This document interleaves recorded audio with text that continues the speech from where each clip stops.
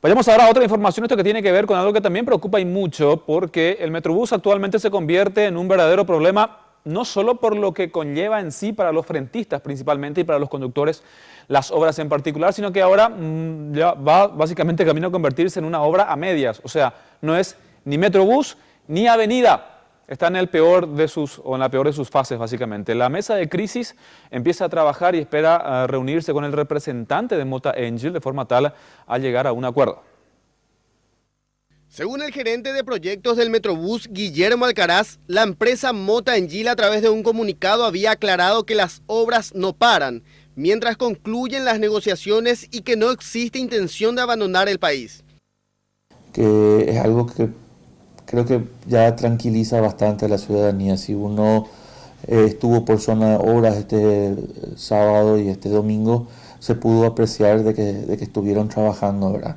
Con excepción de las inclemencias del tiempo.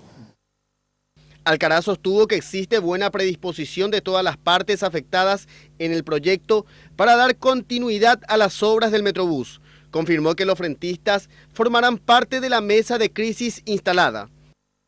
Una muestra de eso fue la visita que hoy el señor intendente hizo al señor ministro, donde se reunieron con otras autoridades políticas también, en donde se comunicó que la Junta Municipal estaba a disposición para apoyar en el proceso de resolución de conflictos, específicamente en la ciudad de Fernando de la Mora.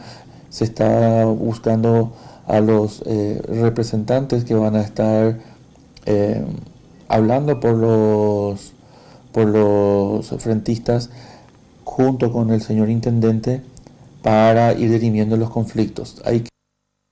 La empresa Mota Engil argumentó para suspender las obras la falta de acceso al 60% de la zona de trabajo y el pago de $80.000 de parte del MOPC.